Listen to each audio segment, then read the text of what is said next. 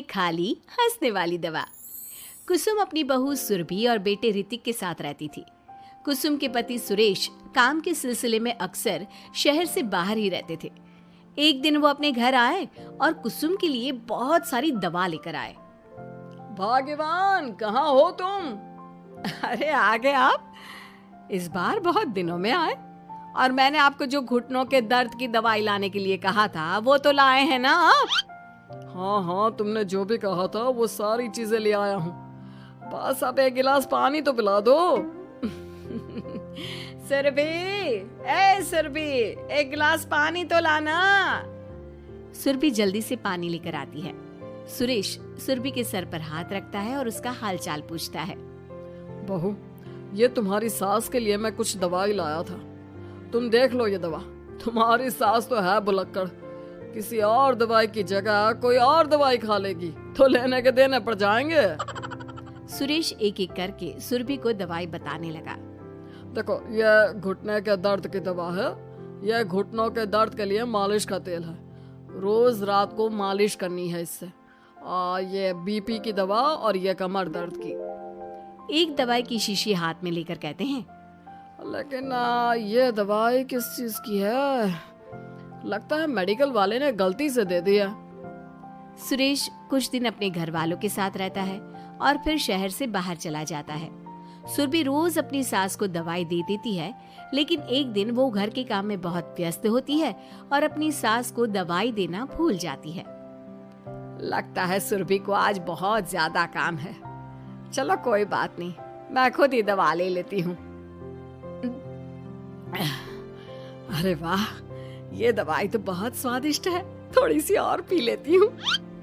इस तरह कुसुम थोड़ी थोड़ी करके हंसने वाली दवाई की पूरी बोतल ही पी लेती है। माँ जी, आज मेरे मायके वाले आ रहे हैं, भैया का फोन आया था। क्या कहा, मायके वाले? अरे तो तू यहाँ क्यों खड़ी है? खाने में कुछ अच्छा सा बना ले। माँ जी, आप इतना हंस क्यों रही हो? आप मेरे मायके वालों का मजाक तो नहीं बना रही हो ना? नहीं नहीं नहीं, मैं कहाँ मजाक बना रही हूँ। मैं तो बस बता रही हूँ। माँ जी, आप झूठ भी बोलती हैं। आप अभी तो हंस रही थी। कुसुम हंसती ही रहती है। सुरभि वहां से चली जाती है और खाने की तैयारी में लग जाती है। थोड़ी देर बाद सुरभि का भाई और सुरभि की माँ आते हैं। कुसुम उन्हें अंदर बिठाती है और अपनी सास को बुला लाती है। समधन जी, कैसी हैं आप? मैं तो ठीक हूँ। आप बताइए, आप कैसे? आंटी जी, आप इतना हंस क्यों रही हो? मैं कहाँ हंस रही हूँ बेटा। जब कुसुम लगातार हंसी जा रही थी तो उन्हें इंसल्ट फील हुई और वे वहाँ से जाने लगे। अच्छा बहन जी, हम चलते हैं। आपकी मेहमान नवाजी का बहुत बहुत शुक्रिया। सुरभि की माँ जा ही रही थी, तभी उसका पैर फिसल गया और वो बहुत तेज गिरी। माँ, आप ठीक तो हैं? अरे बहन जी, आप ठीक तो हैं? आपको चोट तो नहीं लगी ना? आप मुझसे पूछ रही हैं या मेरा मजाक उड़ा रही हैं? बहन जी, पहले तो आप इतनी बदतमीज नहीं थी, लेकिन अब क्या हो गया है आपको? माँ, आप ठीक तो है ना? अंदर चलिए, मेरे कमरे में आराम कर लीजिए। नहीं सुरभि, हम जा रहे हैं। हमें अपना मजाक और उड़वाने का शौक नहीं है। और सुरभि, तुम अपनी सास का इलाज कराओ। इस तरह सुरभि के मायके वाले चले गए तो सुरभि का गुस्सा चौथे आसमान पर था। उसने अपनी सास से कहा, माँ जी, आपने मेरे भाई और मेरी माँ के साथ ऐसा क्यों किया? अगर आपको उनका यहाँ आना अच्छा नहीं लगा तो आप मुझसे बोल देती। इस तरह उनकी इंसल्ट करने की क्या जरूरत थी? नहीं बहू, मैंने कुछ नहीं किया। अरे भला मुझे क्या पड़ी है जो तेरे घर वालों का मजाक उड़ाऊंगी? देखिए देखिए माँ जी, आप अब भी हंस रही हैं। आपसे तो बात करना ही बेकार है। सुरभि वहां से चली जाती है। अगली सुबह सुरभि को बहुत तेज बुखार हो जाता है और कुसुम उसे आवाज लगाती हुई उसके कमरे में जाती है। सुरभि, सुरभि क्या हुआ, अभी तक सो रही हो तुम? क्या हो गया?